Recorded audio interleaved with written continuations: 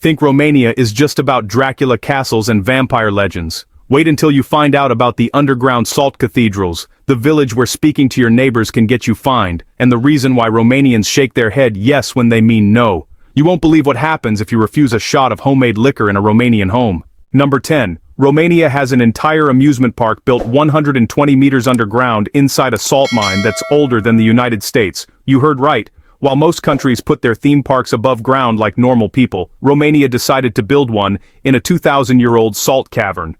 The Salina Turda isn't just some tourist gimmick either. This place has a Ferris wheel, mini golf course, bowling alley, and an amphitheater all sitting at the bottom of a medieval salt mine. The temperature stays at a constant 10 to 12 degrees Celsius year-round, and the air is so pure that people with respiratory problems actually get prescribed visits here by their doctors. Think about that. In America, we get prescribed pills. In Romania, you get prescribed a trip to an underground amusement park. The mine itself was used as a cheese storage facility during World War II, and later as a bomb shelter. Now it attracts over 600,000 visitors annually, who descend in an elevator that drops the equivalent height of a 30-story building. The walls shimmer with salt deposits that look like frozen waterfalls, and there's an underground lake where you can rent paddle boats and float around in near total silence except for the echo of water dripping from stalactites. Local legends say the salt formations bring good luck, so tourists constantly touch the walls, slowly polishing them smooth over decades. The bizarre part? This used to be a working mine where prisoners and slaves extracted salt with their bare hands. Now their descendants ride Ferris wheels in the same space. Number 9. In rural Romanian villages there's an unwritten law that if someone offers you homemade suica or plum brandy, refusing it is considered a personal insult that can damage relationships for years. This isn't just about being polite. This is serious social currency. Romanian suica typically sits around 40 to 60% alcohol content, which is stronger than most vodkas you'll find in Western liquor stores. But here's the scary part. Refusing even a small shot when visiting someone's home suggests you think their homemade alcohol might poison you, or that you consider yourself superior to their hospitality. In villages across Transylvania and Moldavia, there are documented cases of family feuds lasting entire generations that started because someone declined a drink during a holiday visit. You heard right. Grandchildren still not speaking to each other because their grandfathers said no to plum brandy in 1987. The ritual has specific rules too. You must make eye contact when toasting, you never put your glass down until it's empty, and if you're really showing respect, you drain it in one gulp. Foreign tourists who don't know this rule often sip it slowly like wine, which Romanians find hilarious and, honestly, slightly offensive. The drink itself is made in backyard distilleries that technically violate EU regulations, but the government largely looks the other way because suica production is so embedded in rural culture. Some families have recipes passed down for 12 generations, with secret ingredient ratios they guard more carefully than bank account passwords. I think this is just old people stuff. Think again.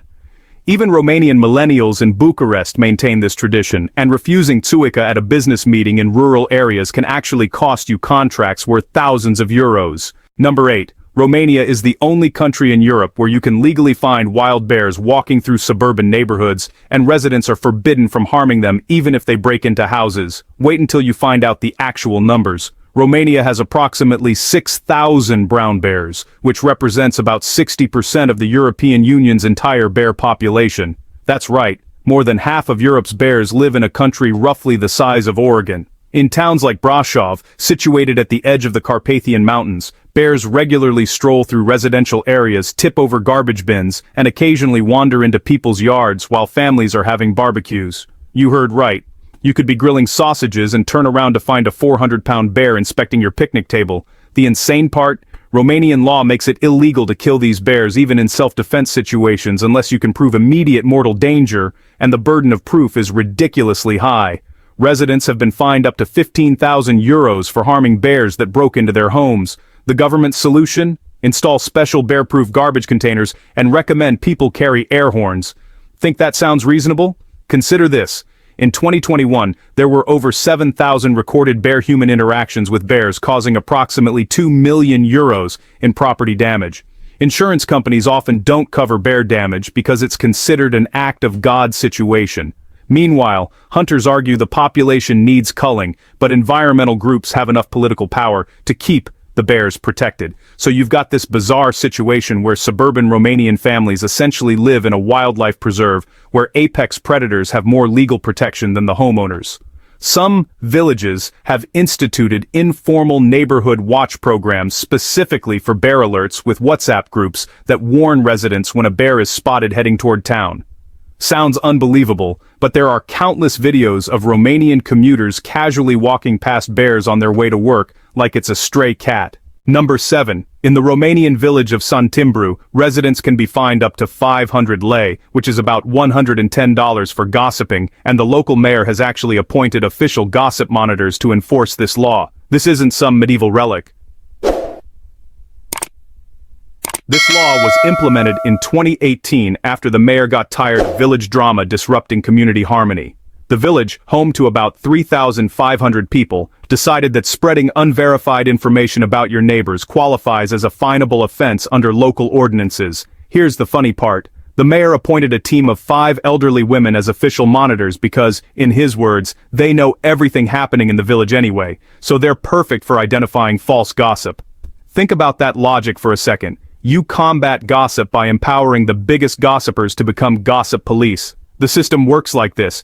If someone spreads rumors, later proven false, like claiming a neighbor is having an affair, stealing, or engaging in illegal activity, the gossip monitors can report them to local authorities.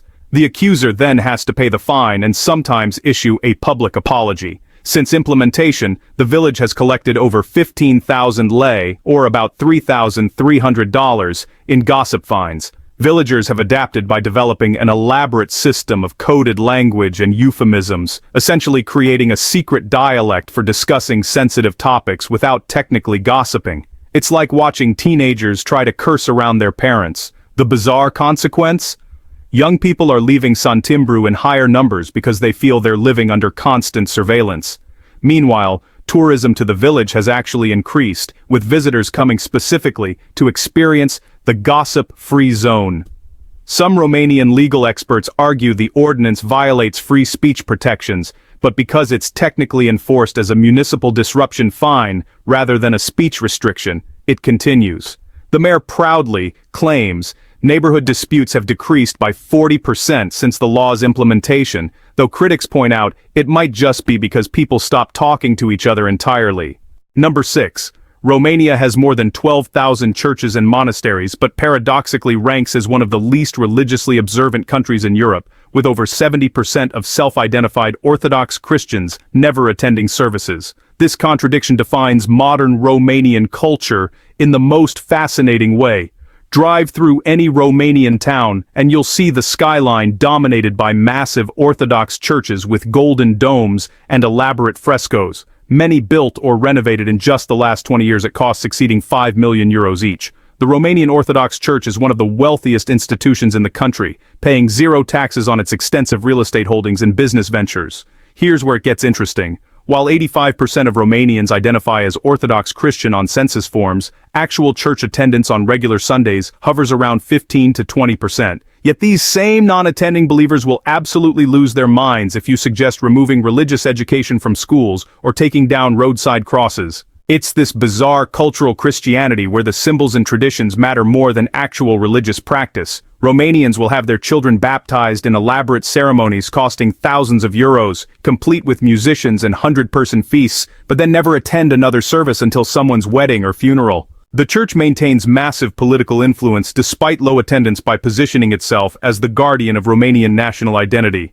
During communist rule from 1947 to 1989, the Orthodox Church survived by collaborating with authorities, which many younger Romanians now find hypocritical when priests lecture about morality. But here's the part that really confuses foreigners. Romanian atheists and non-believers still participate in religious holidays like Easter and Christmas with absolute devotion, fasting for weeks and preparing traditional foods. Ask them why, and they'll tell you it's about culture, not religion. This creates surreal situations where you'll find openly atheist politicians attending church services for photo opportunities, while priests drive luxury German cars and own lakeside villas. The contradiction extends to social issues too. Romania is simultaneously one of the most homophobic countries in the European Union, largely due to church influence, while also having some of the highest rates of premarital cohabitation and children born outside marriage. It's like the society collectively agreed to maintain a religious facade while living completely secular lives, and honestly, nobody acknowledges the dissonance. Number 5. Romanian doctors and nurses are leaving the country at such alarming rates that some hospitals have entire wings closed, yet the government continues training new medical professionals with taxpayer money who immediately emigrate to Western Europe. The numbers are absolutely staggering. Between 2009 and 2022, Romania lost over 40,000 doctors and nurses to Western European countries, primarily Germany, France, and the United Kingdom. That's roughly 1/3 of the country's entire medical workforce. Wait until you find out why. A newly graduated doctor in Romania earns approximately 3,000 to 4,000 lei monthly, which is about $650 to $900, and that's barely above the national average wage. That same doctor can move to Germany and immediately earn 5,000 to 7,000 euros monthly, or around $5,500 to $7,700, doing the exact same work. We're talking about an 8 to 10 times salary increase just for crossing a border. Here's the scary part. Romanian taxpayers spend approximately 200,000 euros training each doctor through medical school, which is heavily subsidized by the state. These doctors then work maybe 1 or 2 years in Romania before leaving, meaning the country essentially operates as a medical school for Western Europe while its own citizens suffer from doctor shortages. In rural areas, the situation is catastrophic. Some villages haven't had a permanent doctor in over a decade. Emergency response times in certain regions can exceed 2 hours because there aren't enough ambulance crews. Hospitals in cities like Bucharest have wards that sit completely empty because there's no staff to operate them, while the buildings themselves cost millions to maintain. The government's solution: they've tried everything from salary increases, which still don't match Western pay, to imposing mandatory years of service after graduation, which students fight in court, to recruiting foreign doctors who also leave after experiencing Romanian working conditions. You heard right, they're importing doctors from other countries who then also emigrate. The brain drain extends beyond just numbers. The doctors who leave are often the youngest, most motivated, and best trained. What remains is an aging medical workforce counting down to retirement while working in facilities with outdated equipment and overwhelming patient loads.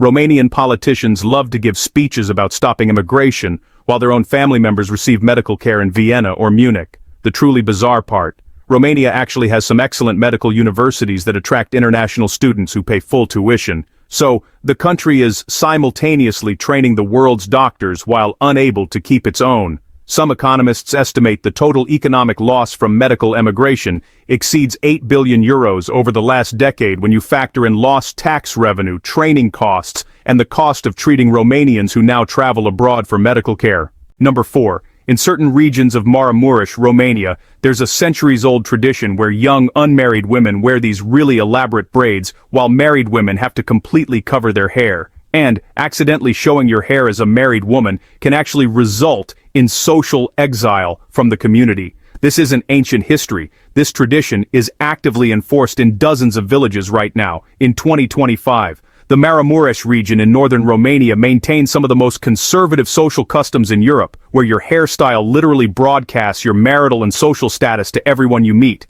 Young girls start growing their hair from childhood, and by the time they're teenagers, they learn to braid it into these complex patterns that can take 2 to 3 hours to complete.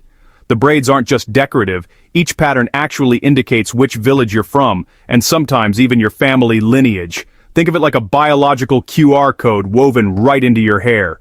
When a woman marries, usually between the ages of 18 and 24 in these traditional communities, she has to cut her elaborate braids in a ceremony that's honestly equal parts wedding ritual and funeral. From that moment on, she must wear a headscarf called a bazmail anytime she leaves her home or encounters anyone who's not family. And here's where it gets intense. If a married woman is seen with uncovered hair outside her home, even if it's just accidental, like the wind blows it off, or it happens during work, she faces immediate social consequences. Older women will literally stop talking to her, she might be excluded from community gatherings, and in extreme cases, her family can face collective shame that actually affects their ability to arrange marriages for their children. You heard that right. Your grandmother's moment of bad headscarf security could ruin your dating prospects decades later. The rule is enforced entirely through social pressure rather than any official law, which makes it nearly impossible for younger generations to rebel without facing complete ostracization. Romanian feminists from urban areas have tried for years to highlight these practices as human rights violations, but they're met with accusations of attacking rural culture and tradition. The women themselves often defend the practice, saying it provides clear social structure and protects married women from unwanted male attention. But here's the part that really highlights the double standard. Men in these same villages have zero hair-related restrictions and often marry women 5 to 10 years younger than themselves. The tradition exists purely to regulate female sexuality and signaling. What's even more surreal is that these villages are only 2 to 3 hours drive from cities like Cluj-Napoca, where young women dress like they're in Paris or Berlin. You can literally leave a world where married women must hide their hair and arrive in a world of mini-skirts and crop tops in less time than it takes to watch a movie. Some sociologists argue these traditions will disappear within a generation, but the reality is they're being maintained by the women themselves, who fear that abandoning them would somehow invite moral decay into their communities. Number 3. Romania is home to one of the world's strangest tourist attractions, the Mare Cemetery in Sapanța, where grave markers feature these brightly colored cartoons and funny poems mocking the deceased's life choices, alcoholism, or laziness. Wait until you find out how this became Romania's second most visited tourist site after Dracula's castle. The cemetery started in 1935 when a local artist named Stanion Patraș began carving tombstones with vivid blue backgrounds and colorful scenes depicting how people died or lived their lives. But unlike the somber, respectful grave markers you'd find in Western cemeteries, these are brutally honest and, honestly, often hilarious. One tombstone shows a man being hit by a car with a poem that roughly translates to, "Iowan loved his drink, more than he loved to think. When he crossed the street one day, a speeding truck took him away." Another one depicts a lazy farmer sleeping under a tree with text reading, "He never worked when sun was high. Now he rests eternally." No surprise. Why? You heard right. Romanian families are actually paying for tombstones that roast their dead relatives for all eternity. The tradition caught on because it reflects a particularly Romanian approach to death, acknowledging it with humor rather than just sorrow. Over 800 graves now feature these distinctive markers, each costing between 2,000 and 5,000 euros to commission from the workshop that continues Patraș's tradition. The cemetery attracts over 150,000 tourists every year, who wander through taking photos of graves that depict everything from domestic violence, showing a man beating his wife with a poem about his temper, to mothers-in-law who just wouldn't stop nagging, complete with visual depictions of the nagging. Foreign visitors often ask if the families are okay with this public mocking, and the answer is yes, because in traditional Romanian village culture, being remembered with humor is better than being forgotten. The poems are written in a folk style that's really tough to translate, mixing dark humor with genuine affection. Here's the fascinating part. Families actually compete to have the funniest or most memorable tombstone, seeing it as a way to make sure their loved one's legacy lives on. Some graves have become famous enough that they even appear in guidebooks, like the one showing a man who died after his horse-drawn cart fell into a river, with the man mid-fall and a poem about his poor decision to cross during a storm.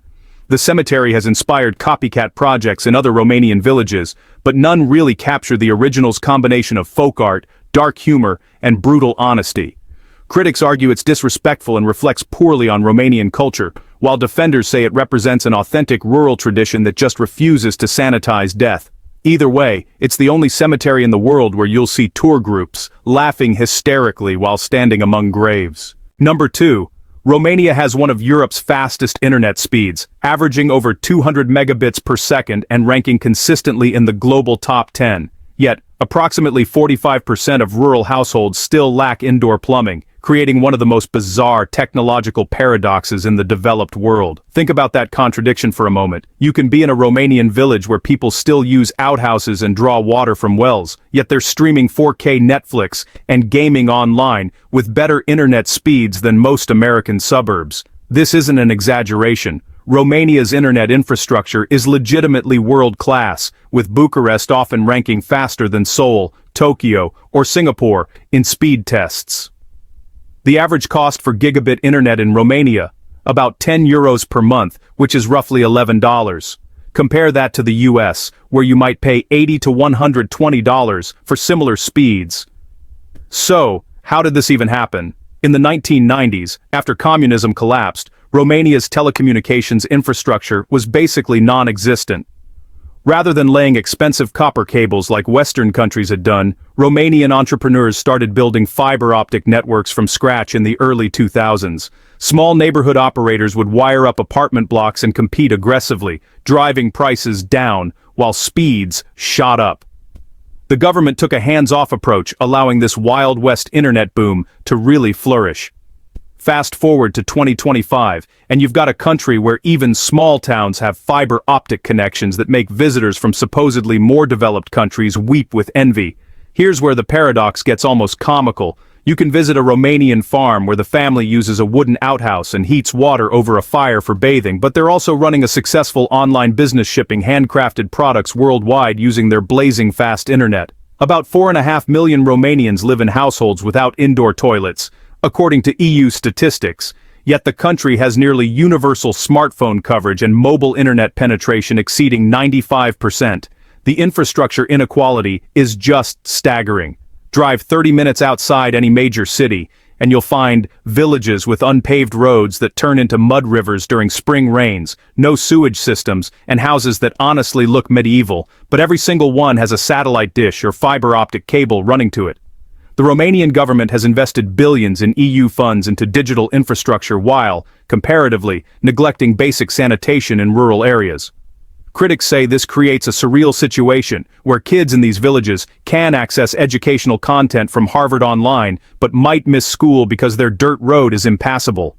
Supporters argue that internet access provides economic opportunities that can eventually fund other infrastructure improvements. Either way, Romania has become the poster child for how development doesn't happen evenly, creating a society where you can video conference with colleagues in Silicon Valley while your grandmother still pumps water from a well in the yard. Number 1. Romania had a real-life Dracula, Vlad the Impaler, whose actual documented brutality was so extreme that it makes Bram Stoker's fictional vampire look tame by comparison, and he's considered a national hero. You think you know the Dracula story? Wait until you find out what Vlad Tepes actually did, and why modern Romanians celebrate him. Vlad III ruled Wallachia, part of present-day Romania, during the 15th century, and his preferred execution method, impalement, wasn't a metaphor. Historical Ottoman records document that after conquering the city of Amlas in 1459, Vlad impaled approximately 20,000 to 30,000 people, and arranged their bodies in concentric circles around the city as a warning to enemies. You heard right. 30,000 people displayed on stakes in geometric patterns. The impalement process itself was designed for maximum suffering, with blunted stakes inserted through the body and positioned to avoid vital organs so victims would survive for hours or even days. Saxon pamphlets from the era, which still exist in German archives, describe Vlad eating dinner among forests of impaled victims, occasionally dipping his bread in their blood. One account describes him ordering a nobleman's wife impaled because she complained the people of Wallachia were starving, with Vlad arguing that if they were truly starving, they wouldn't have the energy to complain. His cruelty was so legendary that Ottoman Sultan Mehmed II, who conquered Constantinople and wasn't exactly known for mercy, reportedly turned back from invading Wallachia after encountering a forest of 20,000 impaled Ottoman prisoners and became physically ill. Here's the part that shocks Westerners. Modern Romania considers Vlad a hero and freedom fighter. His face appears on promotional materials, statues stand in major cities, and children learn about him in school as a strong leader who defended Romanian lands against Ottoman invasion. The argument goes that his cruelty was necessary for maintaining order during a brutal time, and that his tactics, while extreme, were effective at deterring foreign invasion and internal crime. Romanian historians point out that during Vlad's reign, crime was virtually non-existent because the punishment for even minor theft was impalement. Legend says you could leave a gold cup by a public fountain and it would remain untouched for years.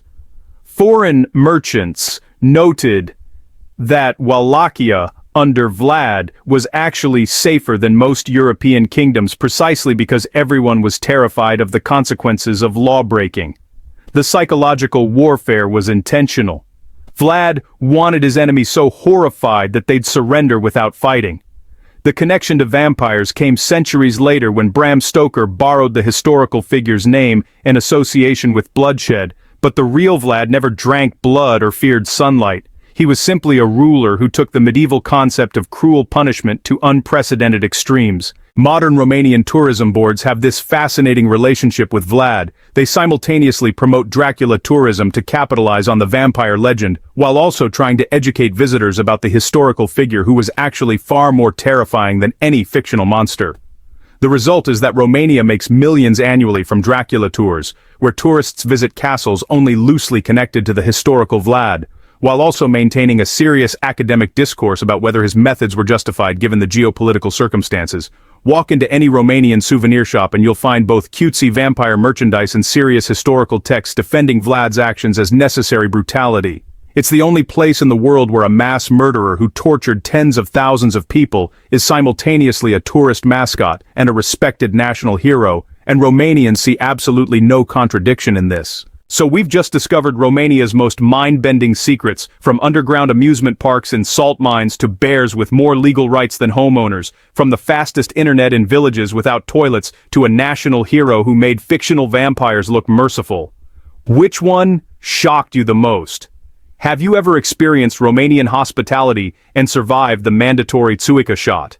Drop your stories in the comments below, and don't forget to subscribe, because next week, we're uncovering the bizarre truths about another country that'll make you question everything you thought you knew about Europe.